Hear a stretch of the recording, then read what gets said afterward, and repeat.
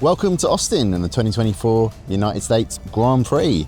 It's been quite an interesting media day, quite a lot of controversy, perhaps more than usual. John, you've actually almost been at the centre of it because you broke the story. So why don't you tell us what's going on? What does it involve on the Red Bull car, we now know, and what is, when we talk about a bib or a tea tray, why are we not talking about utensils that you use for eating?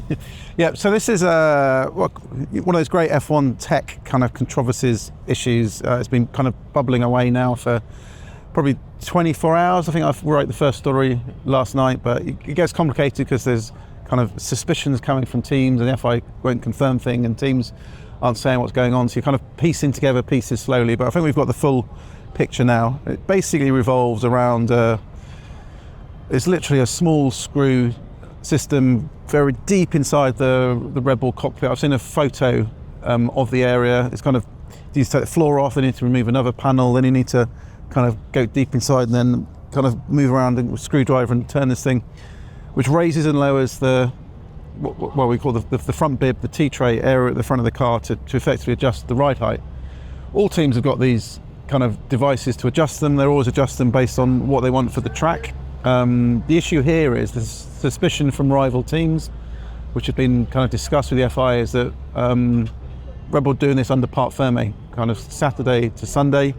If they had, it would be a breach of the regulations. You can't adjust aerodynamic components overnight. Red Bull say it's not the case. The FI say there's been no evidence it has been used, but the FI is coming down hard on it, looking quite hard on it. I understand there are some new procedures this weekend. It may involve the use of a seal perhaps over this little screw system to make sure that it cannot be touched. But what it is, it's a fascinating dynamic now to this fight between Red Bull and McLaren for the championship. These little tech tit for tats. It was McLaren's mini DRS. It was allegations about McLaren's flexi front wing. Now the battle shifted back to Red Bull. Maybe something shifts back to McLaren quite soon. But it's an interesting story, and it's something that's been one of the main talking points today up and down the paddock. Absolutely. Well, as you say, obviously in Singapore, McLaren and the Mini DRS was the storm, and there it was their drivers on the defensive in a way, explaining it, sort of doing it in quite a nice, eloquent way, explaining about how it's a good innovation there. But what was the reaction now that it's centred on Red Bull? So I know you spoke to Oscar Piastri. What was he saying about what this sort of thing was going on? I know it was quite tricky because it hadn't actually at that stage been revealed that it was Red Bull, but what did he have to say on McLaren's behalf? Yeah, so Oscar was quite good actually, because sometimes drivers can just bat these things away and say nothing to do with me, I just drive the car. But whether it been well briefed or he understood the thing, he actually said to me, I didn't know about it because I read your story. Nice. Which is quite funny. But he basically said that if a team has been changing it between Saturday and Sunday in part ferme, then it's not operating in a grey area.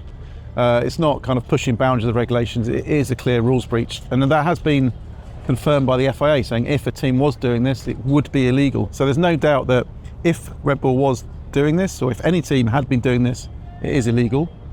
Red Bull say they haven't been doing it. FI says they understand no one has been doing it. But I think it's that kind of uncertainty and suspicion that it's a possibility. It's kind of triggered this whole intrigue. Absolutely. Well, we'll come on to go and sort of talk about what happens next, and also answer a couple of key questions still sort of outstanding around this. But I spoke to Max Verstappen and Sergio Perez to get their point of view on I just drive the car and that sort of thing they did. But actually, what was quite interesting was that they were both claiming that from their point of view, they knew it existed. They said it's out there via open source software, documents that the teams have to submit to the FIA. So therefore, they were like, yeah, we were surprised about this. We knew it existed. They claim it has absolutely no impact on performance. Max Verstappen in particular, rather amusingly, presumably he read your story as well, saying, I thought this was another team that was going to be involved. And to his shock, it turned out to be his own. So no, the Red Bull driver is very much saying it's there, as you say, John, but we haven't been using it for any nefarious reasons. But that's exactly what you would expect them to say. Quite the key thing here is obviously no one's been caught doing it.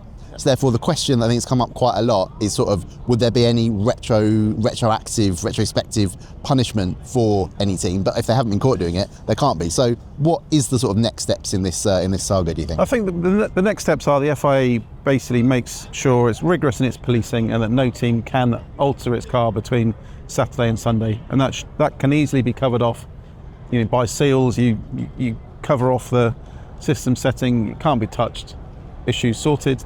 I understand that from the Brazilian Grand Prix, potentially Red Bull will also make some further modifications to their car just to make sure that we fully comply with the regulations. There's no way that even if we wanted to, we could do this anymore. So that will then kind of be sorted and move on. It's kind of similar in the way to what McLaren did with Mini DRS that discussed with the FIA. FIA wasn't certain about it. But okay, well, let's just end this issue, get it sorted, and we'll make a modification to the wing.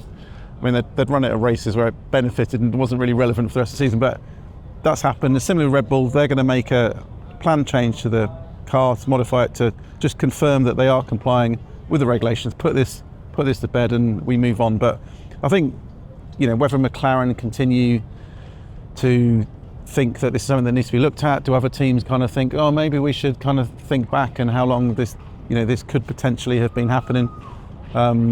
But how is it ever going to be proved? One of the team sources suggested to me it's similar to option 13 we had back in Benetton in '94, where FI analysis of the software on the Benetton showed there was this option 13 which activated launch control, but it existed on the car, existed in the software, but they could never prove that it had actually been used. And this is a similar thing.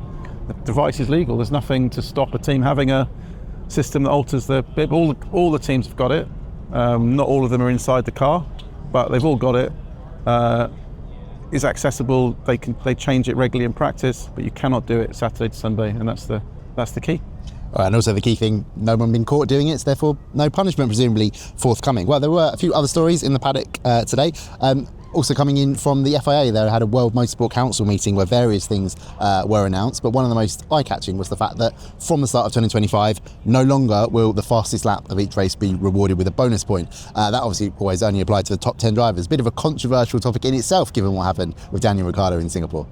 Yeah, and I think I spoke to Ayao Komatsu today. Said did Daniel's fastest lap in Singapore kind of prompt it? And he went, yeah, it did actually. So I think it kind of put the issue on the table. He says teams were unanimous. So I've not got that confirmed about it.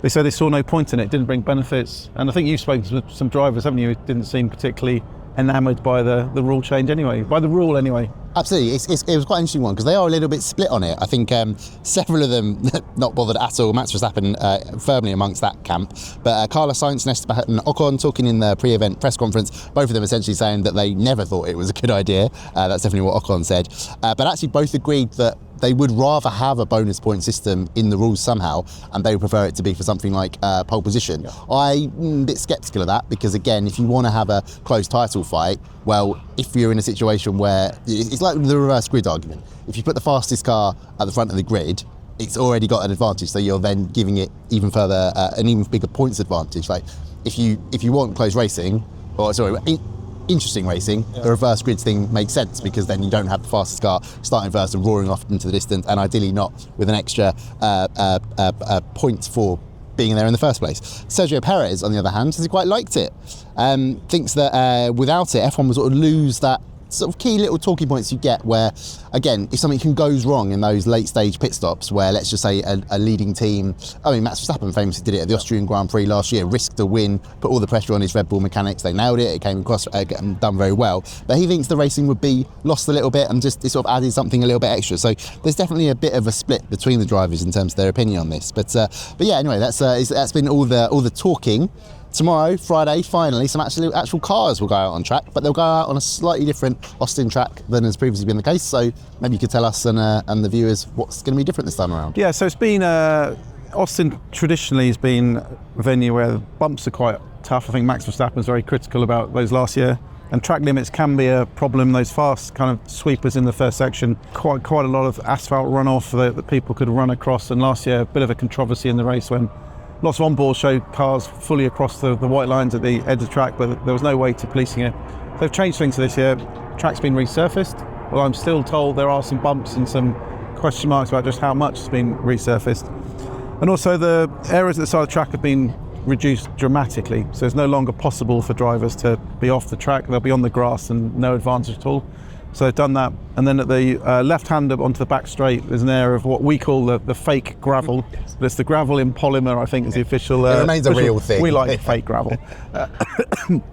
As an experiment, see if that works for track limits. So there's a lot of changes. I think it will alter the characteristics of the track. It'll punish mistakes heavier, I think, in the first section. And hopefully it's a great weekend sprint race, all to go. Absolutely. Well, we'll be back tomorrow to discuss the results of sprint qualifying.